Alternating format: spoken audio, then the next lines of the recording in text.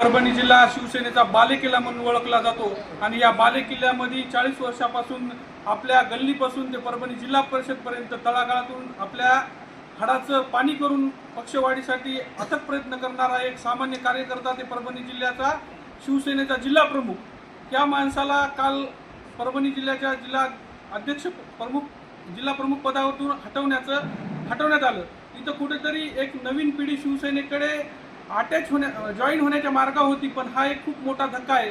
कारण गंगाप्रसाद आनेराव साहेब हे आम्हाला कळते तेव्हापासून त्याच्या गाडीवर शिवसेना आणि हे जय महाराष्ट्र हे नाव याच्याशिवाय आम्ही त्याच्या गाडीवर दुसरं नावच बघितलं नाही। आणि त्यांच्या गाड्या निवळ लोकांचे लग्न लावणं, मातीला जाणं आणि सामाजिक सरपंच होईल, जिल्हा परिषद सदस्य कसा होईल, खासदार आमदार कसा होईल, यासाठी हा माणूस झटणारा माणूस होता। आणि हा माणूस जरी ग्रामीण जिल्हा अध्यक्ष असला तरी ह्या माणसाची परभणी जिल्ह्याच्या शहराशी सुद्धा नाळ जोडलेली होती। म्हणून गंगाप्रसाद आनेवार साहेब एक ग्रामीण आणि शहराशी जोडलेला एक तळागाळातील हाडामासाचा शिवसैनिक होता। आणि अशा माणसावर जर पक्ष कारवाई करत असत तर आमच्यासारखे नवीन येणाऱ्या पोरांनी पक्षामध्ये काम कसं करायचं या उद्देशातून आज आम्ही सर्वांनी आमच्या सर्व पदाधिकाऱ्यांनी मिळून आत्मचिंतन केलं की ह्या एवढ्या मोठ्या निष्ठावंत माणसाला पक्ष डावलू शकतो तर उद्या आपल्यावर तर कधी पण टांगती तलवार येऊ शकते। म्हणून आमचं आजही आम्ही शिवसेनेचे आहेत, गंगाप्रसाद आनेवार साहेब सुद्धा शिवसेनेचे आहेत, आम्ही सर्वजण शिवसेनेचे निष्ठावंत आहेत। आणि ही फक्त आम्ही पक्षाला एक आमच्यावर जी आमच्या तुम्ही कुठेतरी खड्ड्यात घालण्याचा प्रयत्न करीत आहे, त्यामुळे सर्वसामान्य शिवसैनिक, बाळासाहेबाचा शिवसैनिक, दिल्लीपासून दिल्लीपर्यंत काम करणारा शिवसैनिकाला न्याय भेटला पाहिजे याच्यासाठी आम्ही सर्वसामान्य शिवसैनिक, शाखा प्रमुख, जिल्हा प्रमुख, उपजिल्हा प्रमुख, तालुका प्रमुख आमची एक आत्मचिंतन बैठक करून सन्माननीय पक्षप्रमुख उद्धव साहेब ठाकरे यांच्याकडे आमचे सर्वांचे सामूहिक राजीनामे पाठवत आहेत की उद्धव साहेबांनी केलं का मध्ये कोण केलं याची आम्हाला एवढी जाणीव नाही, पण उद्धव साहेबांना आम्ही एक जाणीव करून द्यायलो की ज्या माणसाने शिवसेना घडवली, ज्या माणसाने शिवसेना वाढवली त्या माणसाच्या बाबतीत असं व्हायला न पाहिजे होतं। आणि याच्यावर तुम्ही 2 दिवसामध्ये, 4 दिवसामध्ये, 8 दिवसामध्ये निर्णय घेऊन तुम्ही आमच्या पुन्हा जिल्हा अध्यक्षपदी गंगाप्रसाद आनेवार भाऊ यांना नियुक्ती करून आम्हाला न्याय द्यावा, नसता आम्ही सर्वजण सामूहिक राजीनामे देत आहोत।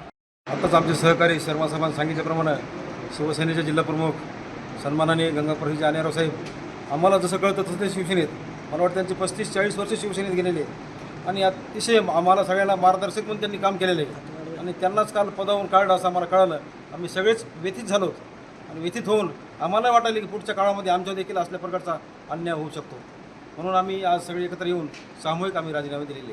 त्याच्यामुळे नाही आम्हाला कळलंच नाही, त्यांचं काम अतिशय चांगलं आहे, संघटनेसाठी प्रामाणिकपणे काम केलेलं आहे, 35-40 वर्षे संघटनेत घातले, उद्धव साहेबांचा पक्षप्रमुखांचा आदेश फिर साऊद मानून त्यांनी काम केलेलं आहे। काल जी आमच्या जिल्हा प्रमुखाच्या संदर्भात जी बातमी आली ती बातमी सर्वांना वाचताच सर्व पदाधिकाऱ्यांनी एकमेकांना संपर्क करून आज आम्ही सर्वजण पदाधिकारी एकत्र जमून सर्वांनीच असा निर्णय घेतला की आपल्या जर काम करणाऱ्या जिल्हा प्रमुखावर जर अन्याय होत असेल, कुठलंही कारण नसता आम्ही त्यांच्या हाताखाली कार्यकर्ते म्हणून मी 2013ला तालुका प्रमुख झालेला आहे, तेव्हापासून आनेराव साहेबांच्या हाताखाली आम्ही सर्वजण एका जुटीनं कुठलाही संकोच न ठेवता काम करणारे शिवसैनिक या परभणी जिल्ह्यात आनेराव साहेबासारखा जिल्हाप्रमुख म्हणून 2 वेळेस त्यांना जिल्हाप्रमुख पदाची संधी मिळाली आणि काम करत असताना त्यांच्या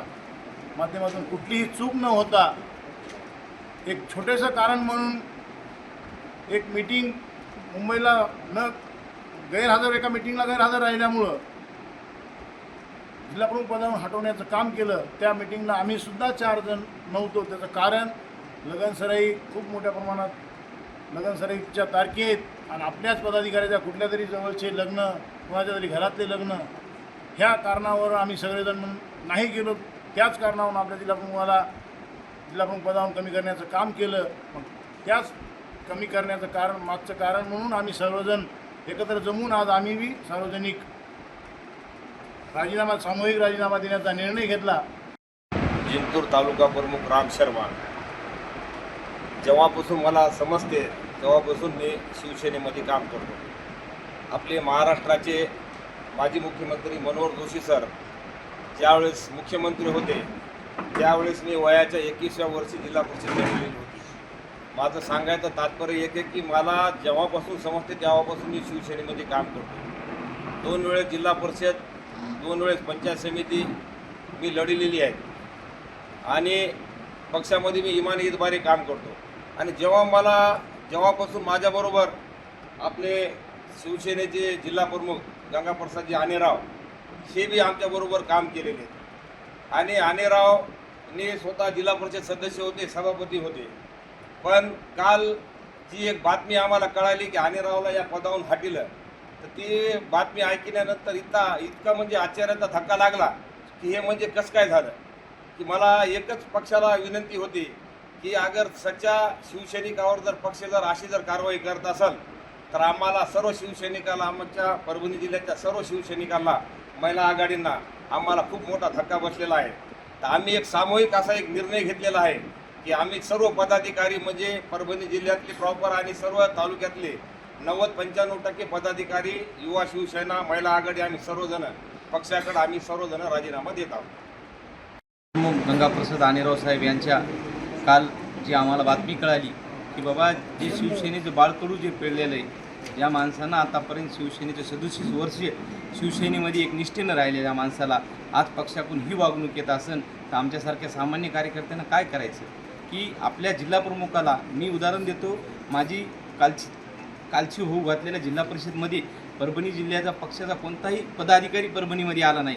परभणी जिल्ह्याचं एकमेव उदाहरण परभणी जिल्ह्याचे लोकप्रिय खासदार संजय उर्फ बंडू जाधव साहेब आणि जिल्हाप्रमुख म्हणून जे माझ्या गावामध्ये सांगता सभा होती त्या सांगता सभेला जिल्हाप्रमुखांनी जे आक्रमक भाषण केलं, त्या आक्रमक भाषणामुळं मी आज या जिल्हा परिषद सभागृहामध्ये असताना सुद्धा त्याच्यावर जे अन्याय होत असेल तर मग आम्ही पक्षामध्ये राहून काय उपयोगाचं.